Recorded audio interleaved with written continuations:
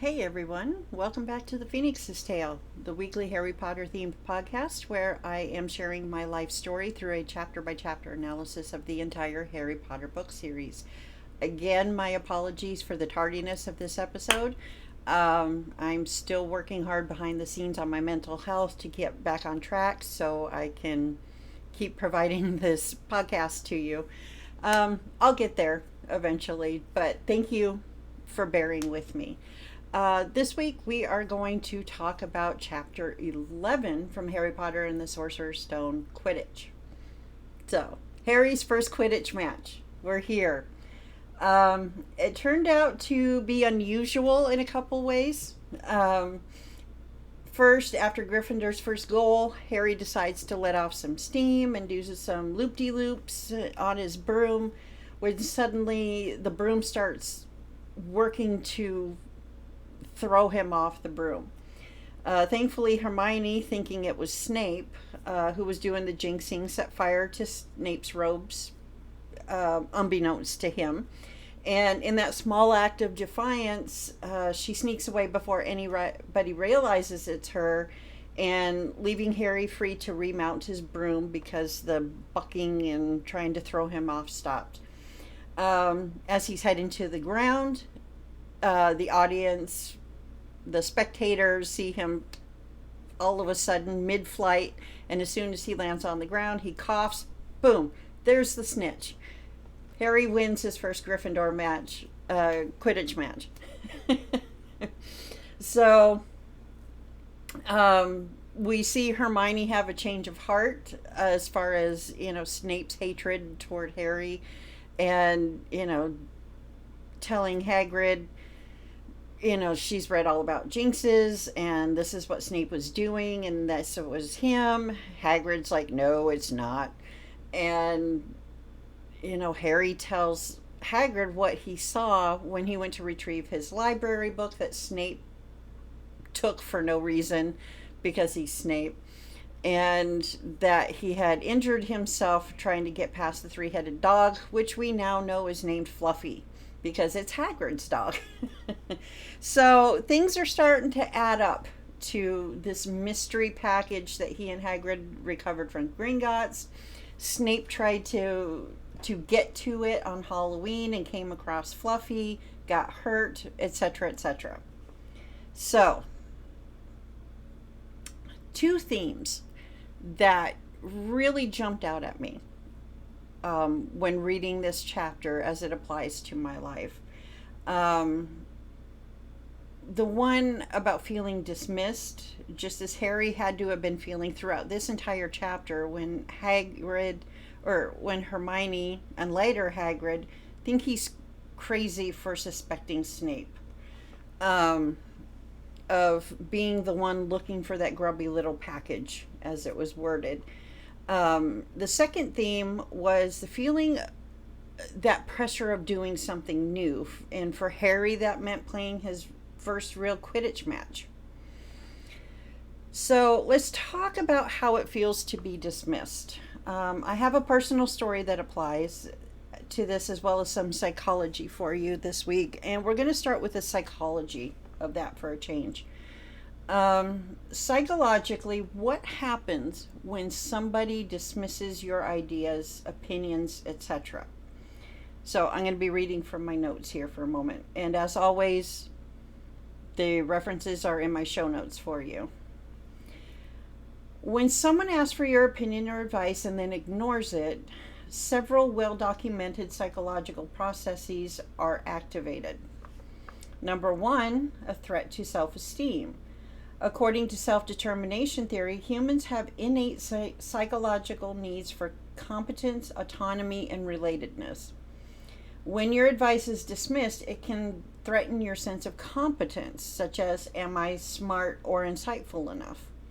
And relatedness, such as, do they value our relationship or my input? Leading to feelings of inadequacy and social alienation. Social rejection and exclusion.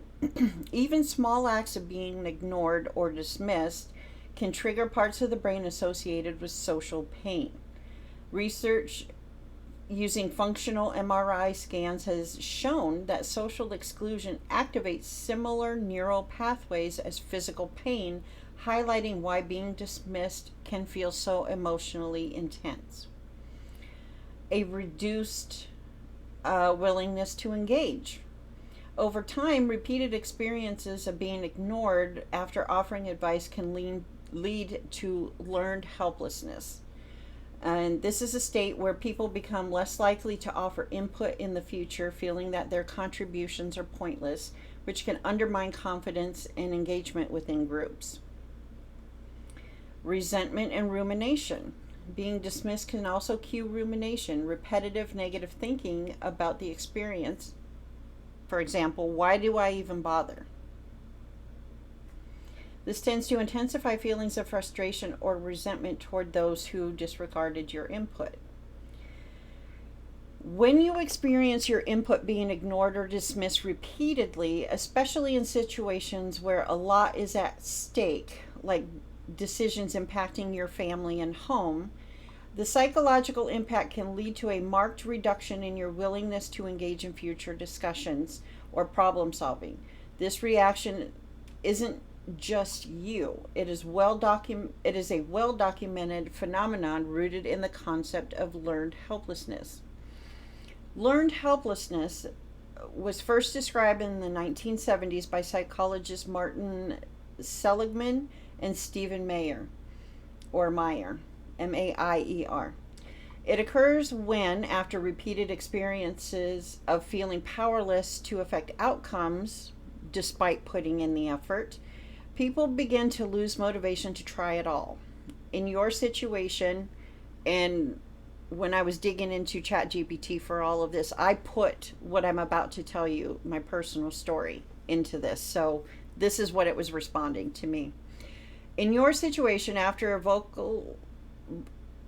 voicing logical, urgent concerns, I'll get to that in a minute, and being consistently ignored, the growing sense of futility, frustration, and anxiety is a textbook environment for learned helplessness to develop. And here's how the psychological cycle unfolds. Effort, reward, imbalance. You expend emotional, cognitive, and sometimes physical effort to voice concerns and suggest solutions. When this effort isn't rewarded either by action, acknowledgement, or substantive discussion, a negative feedback loop is created, leading to reduced motivation and engagement. This ongoing imbalance leads to negative emotions, frustration, anxiety, pessimism. Over time, you internalize the belief that your actions don't matter, which directly reduces your motivation and willingness to get involved in similar conversations or initiatives. Psychologists find that people in this headspace are less likely to speak up, yes, try to solve problems, yes, or advocate for themselves. Yeah, sadly, even in pressing situations.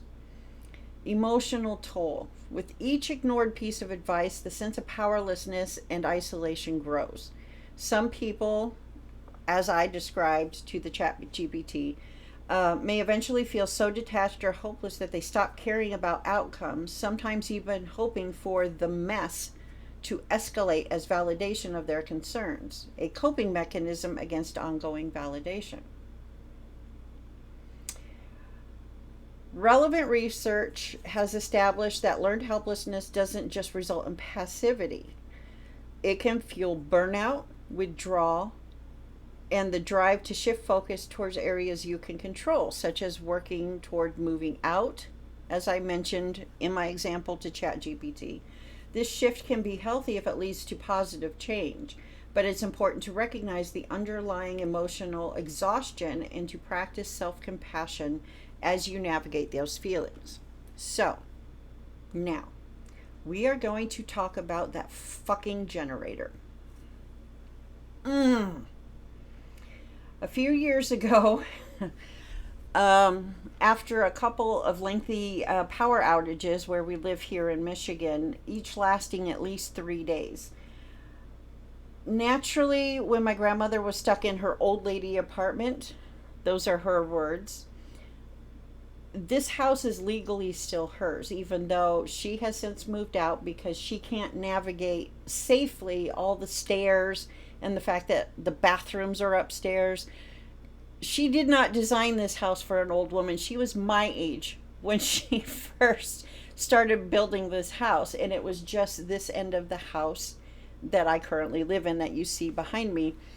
And oh, you can't see it, but there's a door right next to my closet here that goes into the new end of the house, where shortly after my parents split up and my mom's telling grandma, hey, this is what's going on, grandma starts, probably that night that my mom had the phone call with her, my grandma starts making plans. Okay, my daughter and my grandchildren are going to need a place to live. She just knew. And so naturally, this has been my grandmother's hobby for several decades before she got to a point where she couldn't keep up anymore. So I get that, this is her, refuge, if you will, during power outages and stuff like that, even though she's in her old lady apartment. They don't have generators for the buildings for the old people, so naturally they go to their children, to their grandchildren, a family member, a friend somewhere. Well, typically, when she's out of power, we're out of power. So it would be stupid to try to pack her up and get her over here, especially when she can't navigate the stairs, and we only have a little half bath, thank God, downstairs. We could at least go to the bathroom. But when there's a power outage, it just becomes a mess because we can't flush the toilets and everything. Anyway, she obviously wanted a place to go, so she got this idea stuck in her head. Oh, let's get a generator for the house.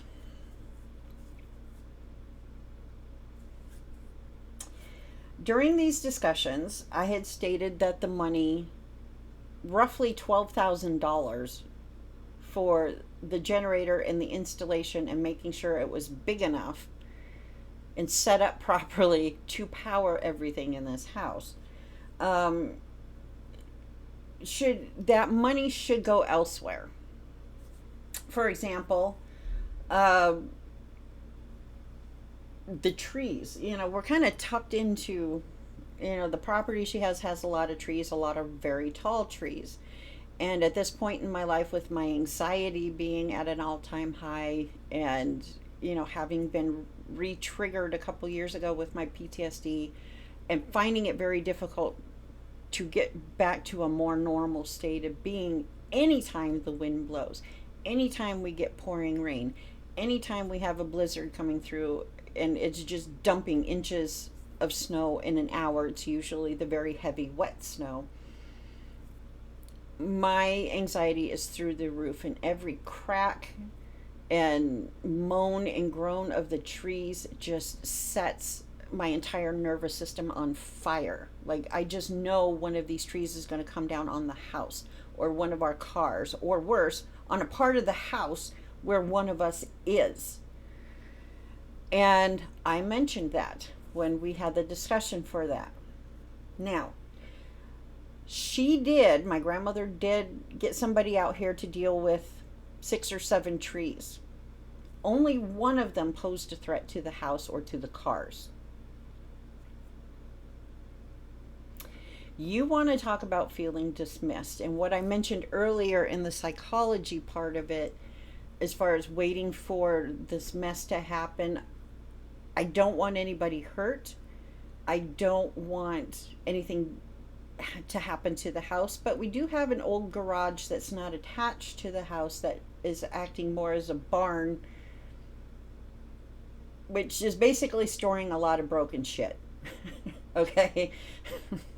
So it doesn't matter if a tree goes down there, except it kind of does, because there's still live electricity in through there. And if that happens and there's a hole in the roof, yeah, electricity and water, not a good thing. But I want something like that to happen at this point, because I know that my grandmother did that with having those 6 trees removed just to shut me up.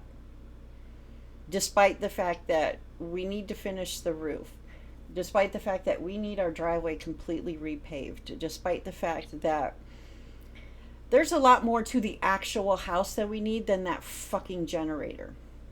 Yes, we have had some power outages since, probably 3 or 4 since it was installed. The longest lasting will be only 7 hours. And I was grateful that we had it. But in the grand scheme of things, I was enthusiastically dismissed on that. Like, I didn't know what I was talking about. And earlier in the psychology, I also talked about not speaking up for myself and having my needs met. Yeah, nobody around here cares about my needs for the PTSD and the anxiety. And would you please do something with all these fucking trees and thin it out a little bit so that if one falls, it will be something that falls on the ground, not on the house, not on a car, not on one of us, if we're in a certain part of the house.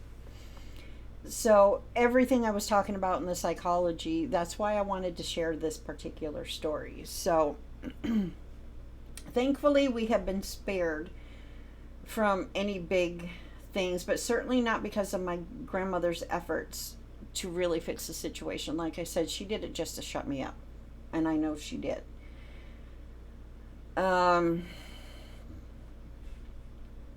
The increase to our power bill was another issue that nobody thought to look at, because even though we haven't needed the generator, it still cycles through a test cycle every other week for about 5 minutes, because it's directly hooked up to the gas line, for our natural gas, for our cooking and stuff like that. So we don't have to make sure that it's full of diesel or anything like that. It just kicks on when it senses that power outage. For me, none of this was worth the anxiety that I have been feeling every other day, almost literally, during the summer and several times during the winter. Snow, ice. I forgot to mention ice. That's in my notes. And it has shown me that I'm, more than anything, that I am not emotionally supported with my current mental health struggles, because I did address those when I voiced my opinion that 10 to 12 grand we were anticipating could be better served elsewhere. So this is imperative when dealing with those who dismiss you like that. It's understanding that one of the boundaries I am setting for myself is,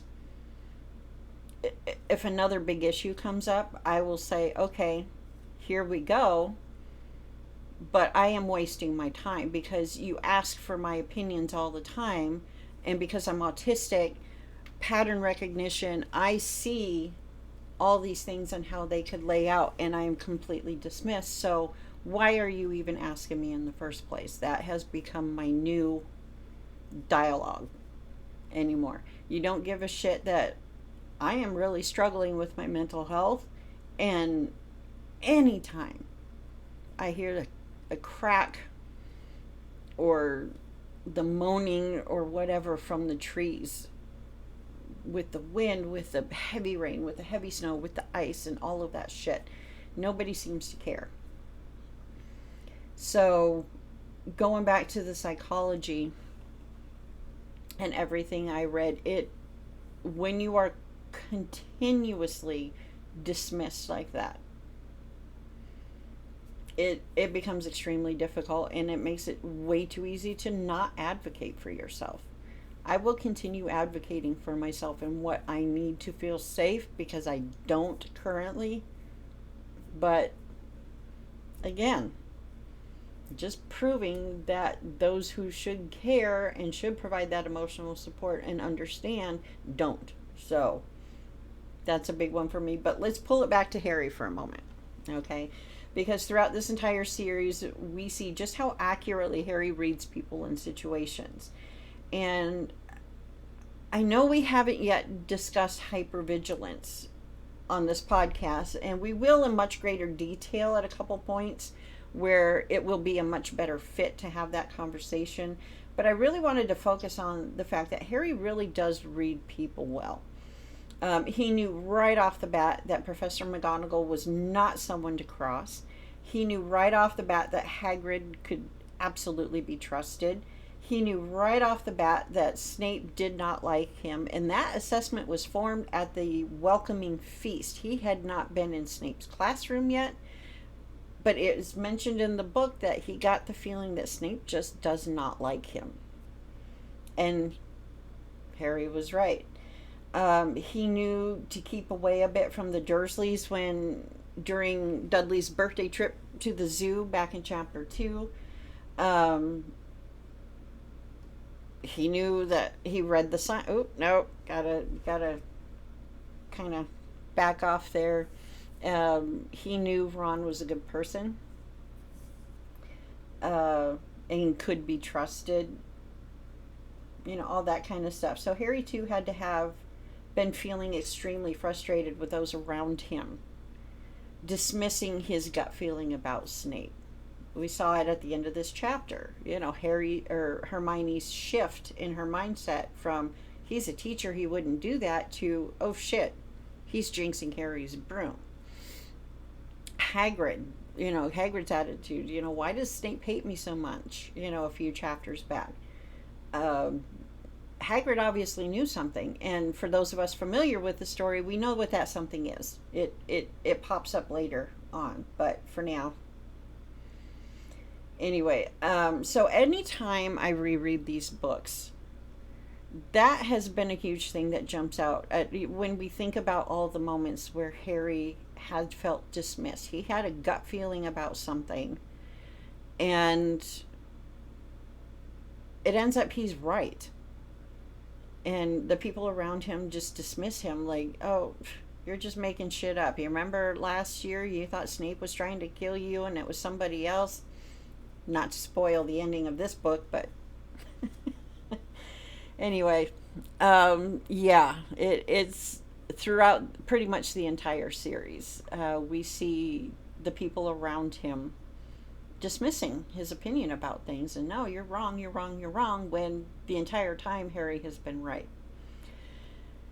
The other topic that I want to touch on today is the pressure of doing something new. And for Harry, this obviously meant playing Quidditch for the first time. We saw a couple weeks ago that Harry had a knack for flying and had already been told by Professor McGonagall that his father was an excellent Quidditch player as well. I want to take a time out of something here. And you're going to hear this a lot, and I apologize, but the movies are absolute rubbish. It was never stated in the books, and I have gone through, and I will double check or triple, quadruple check myself, but I'm pretty sure that it doesn't say what position James played. In the movie, they implied that James was a seeker. It was implied later on, and a lot of you know when, that James was a seeker because he was playing around with the snitch. He had managed to get the snitch from the Quidditch kit, if you will. But I believe this one is canon. I believe this is what J.K. Rowling has said. James was a chaser. He wasn't a seeker. But he was still an excellent Quidditch player. But I always like to correct those little things because they just annoy the shit out of me. And there you go. James was not a seeker. Harry was the seeker. James was a chaser. So, it's mentioned in this chapter that leading up to Harry's first Quidditch match, that people were saying that he would either be brilliant or they would be running around underneath him with mattresses in case he falls off his broom. And he didn't know which one felt worse. Obviously, I think we can all relate to the whispers of people running around with mattresses under him in case Harry falls off his broom. But it was the comparison to James that I felt, anyway, reading this chapter, where Harry felt that sense of nervousness. What if, he had to have been thinking, and I just reread this chapter. It wasn't mentioned at all throughout the chapter, other than Professor McGonagall telling him a couple chapters back with Neville's remember all and that bullshit with Malfoy in their flying lesson, that James was an excellent Quidditch player as well.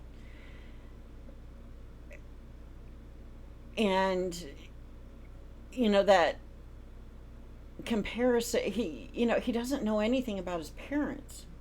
He doesn't even know what they look like. So on one hand, he has this first glimpse of getting to know who his parents are, in this case his father, but feeling like he's going to let all these people down. Again, it wasn't directly discussed in this chapter, that connection, but that had to be part of his nervousness. I mean, he had to have felt that pressure of, oh shit, people expect me to do an amazing job out there just because my father was. I think there had to have been something like that.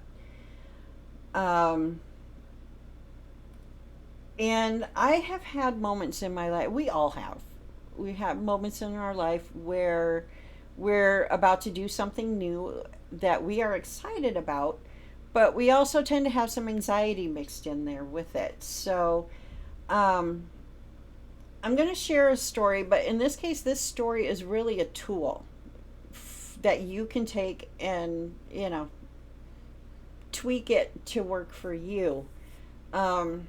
And this has absolutely everything to do with what we're talking about, kind of that combined anxiety with the excitement.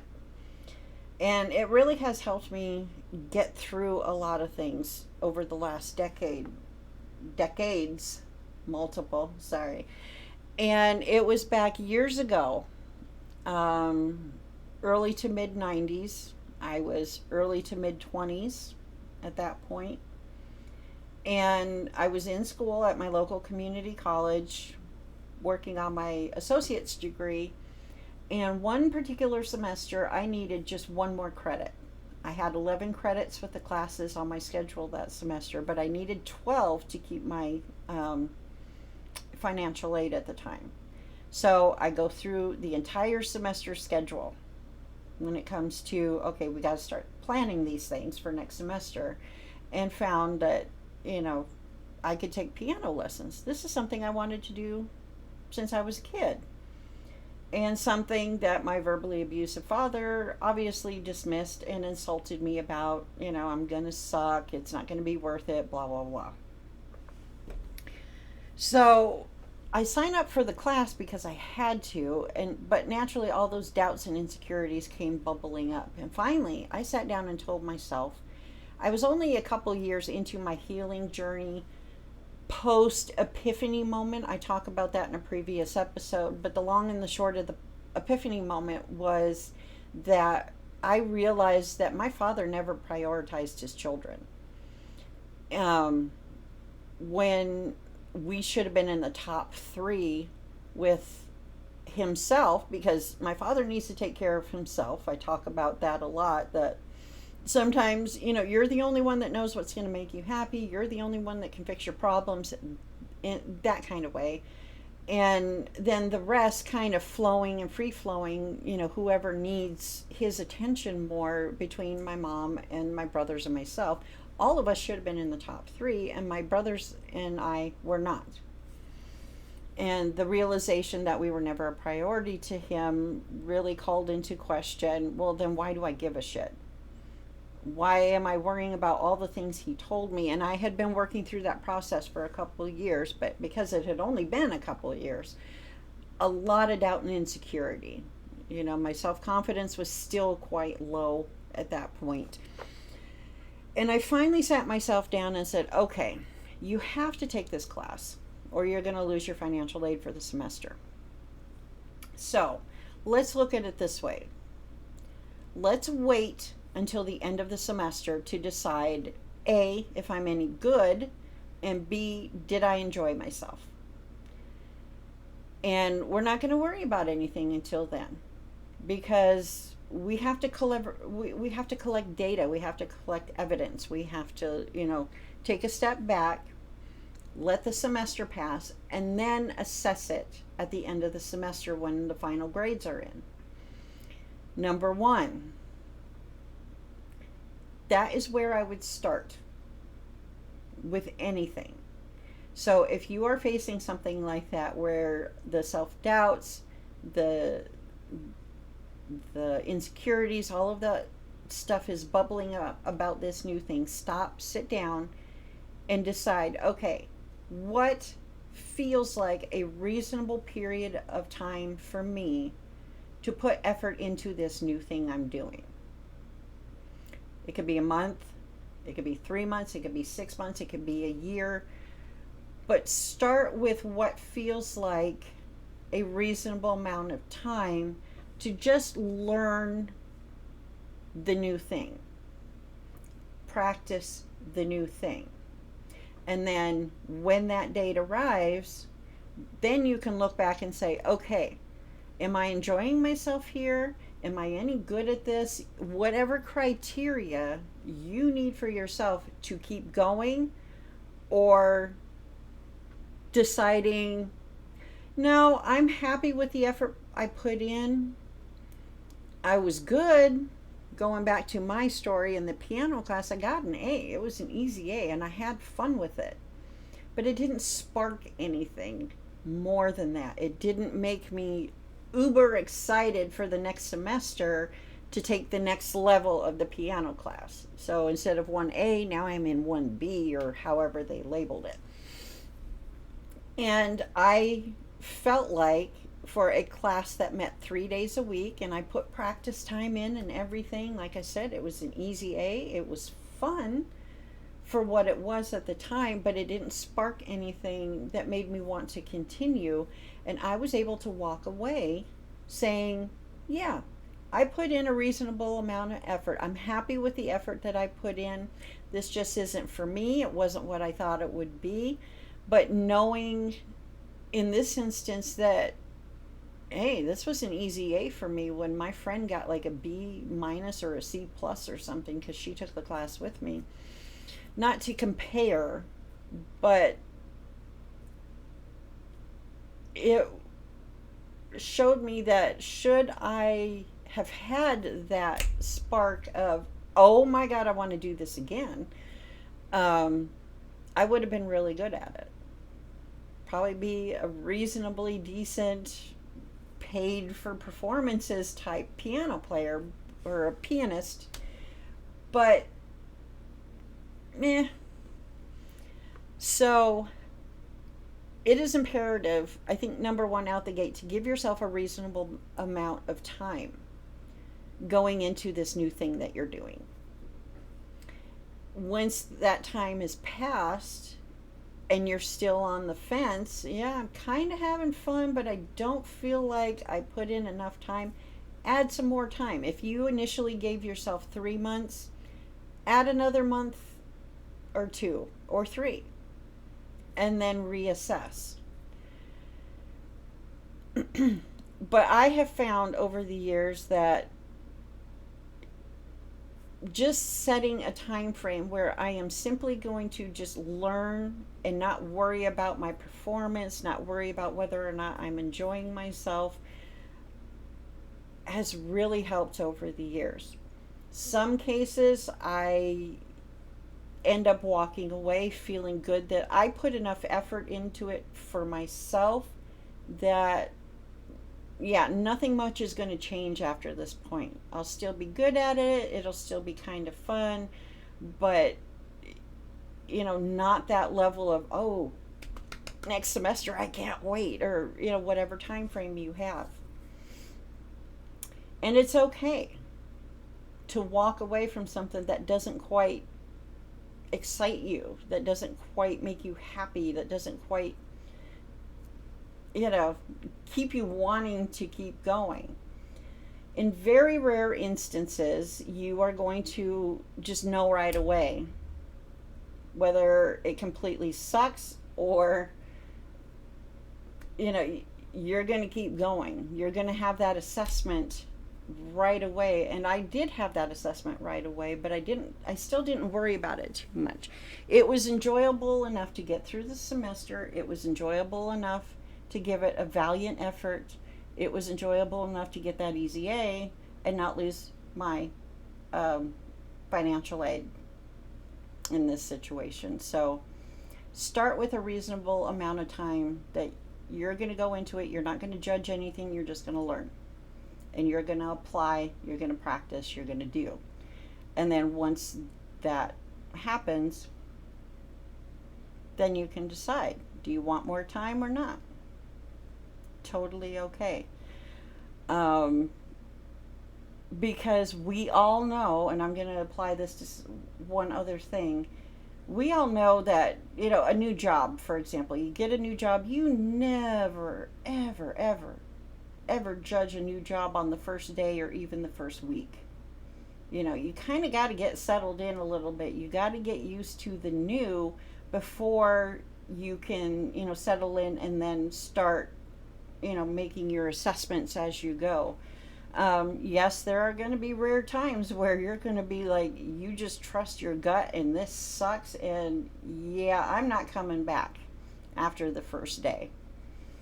So unless that happens, keep going until your end date and then evaluate.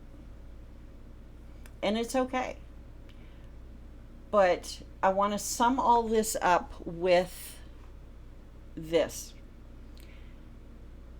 When doing something new, no matter how you feel, you are never, ever, ever truly going to know if you enjoy it, if you have any aptitude for it, until you actually do it. End of discussion. And it doesn't matter what it is. It does not matter what it is. Oh, I want to learn another language. Okay. You're not going to know if you're any good until you do it. I want to learn how to play a musical instrument in this case. You're never going to know if you're any good, if you enjoy it, until you actually do it.